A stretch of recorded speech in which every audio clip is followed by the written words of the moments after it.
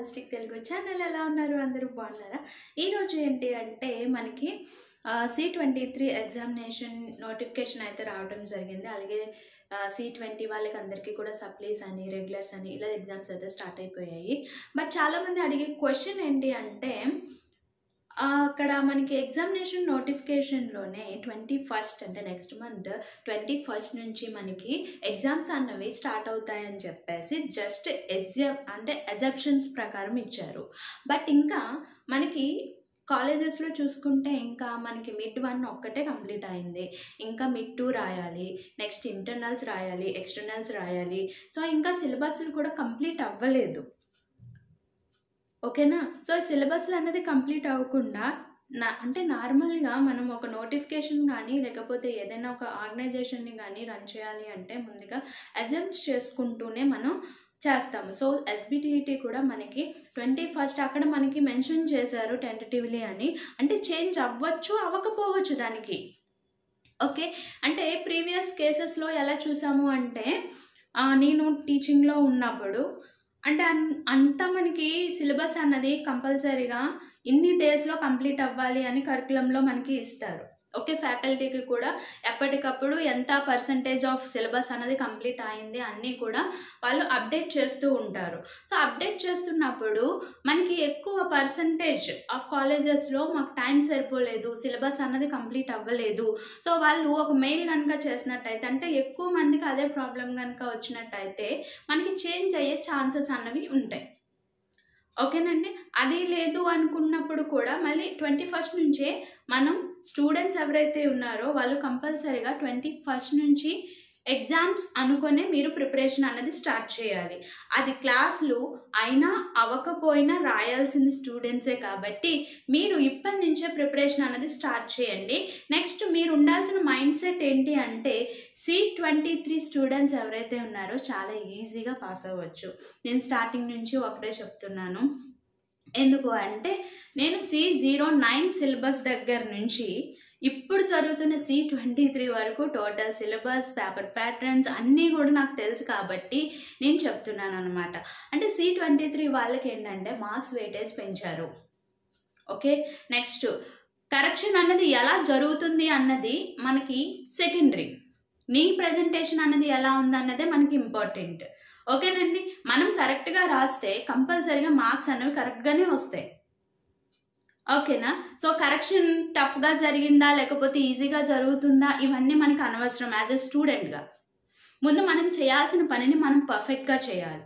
అలా పర్ఫెక్ట్గా చేసిన తర్వాత అప్పుడు మనం సెకండరీ ఇష్యూస్ గురించి మనం ఆలోచించాలి. ఫస్ట్ మనం పాస్ అవ్వడానికి రాసిన తర్వాత మనకి పాస్ అవ్వకుండా ఫెయిల్ అవుతాము. చాలామందిని చూశాను నేను 2 మార్క్స్ 1 మార్క్స్ టైంలో కూడా అంటే ఆ డిఫరెన్స్లోనే ఫెయిల్ అయిన స్టూడెంట్స్ని కూడా నేను చూశాను. సో మీరు చేయాల్సింది కరెక్ట్గా ప్రజెంటేషన్, కరెక్ట్గా ప్రిపరేషన్ అనేది కరెక్ట్గా చేసిన తర్వాత అప్పుడు సెకండరీ ఇష్యూస్ గురించి ఆలోచించండి. అంతే C23 సిలబస్ అనేది ఈజీగా ఉంది కదా, సో మార్క్స్ వెయిటేజ్ ఈజీగా ఉంది కదా, ఇలా ఉన్నప్పుడు కరెక్షన్ కూడా ఈజీగా ఉంటుంది అనుకోవడం కరెక్ట్ కాదు.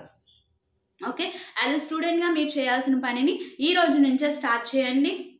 ఓకే, మనకు ఉన్నవి ఎలాగో C23లో 5 సబ్జెక్ట్సే కాబట్టి ఈజీగా కూడా పాస్ అవ్వచ్చు. అలాగే సప్లీస్ ఏవైతే ఉన్నాయో సప్లీస్కి కూడా మీరు ఎగ్జామినేషన్ ఫీజు అన్నది కట్టండి. ఓకేనా అండి? ఇది జస్ట్ ఒక ఇన్ఫర్మేషన్ కోసం మాత్రమే చేస్తున్నానండి. ఎందుకు అంటే చాలామంది అంటే నేను ఇప్పుడు సప్లై కట్టను రెగ్యులర్ కట్టేస్తాను అంటే ఇప్పటి వరకు ఏంటి అంటే C23 వాళ్ళకు కూడా మనకి 4th సెమ్ ఎలిజిబిలిటీ రావాలి అంటే ఒక క్రైటీరియా అన్నది ఉంటుంది. ఓకే, ఫస్ట్ ఇయర్లో ఇన్ని సబ్జెక్ట్స్ క్లియర్ చేసుకొని ఉండాలి. ఓకేనండి, సో 4 సబ్జెక్ట్స్ అని ఇలా ఇస్తాడు. సో అది C23 కూడా వర్తిస్తుంది. ఎందుకంటే ఎలిజిబిలిటీ క్రైటీరియా అన్నది చాలా ఇంపార్టెంట్. అంటే 4th సెమ్కి వెళ్ళాలి అంటే ఫస్ట్ ఇయర్లో మ్యాక్సిమం సబ్జెక్ట్స్ అన్నవి ఉండకూడదు. ఎందుకు అంటే మనకి ఈ 3rd సెమ్ నుంచి ప్రాపర్గా ఏ బ్రాంచెస్ వాళ్ళు అయితే ఉన్నారో either electrical, mechanical, computer, CCE ఇలా మనకి డిఫరెంట్ బ్రాంచెస్ ఉన్నాయి కదా. సో ఈ వీళ్ళకి ఏంటి అంటే కోర్ సబ్జెక్ట్స్ అనేవి స్టార్ట్ అవుతాయి. ఈ కోర్ సబ్జెక్ట్స్ ఏంటి అంటే మనకి 6 మంత్స్కి సిలబస్ అనేది వేరీ అయిపోతూ ఉంటుంది.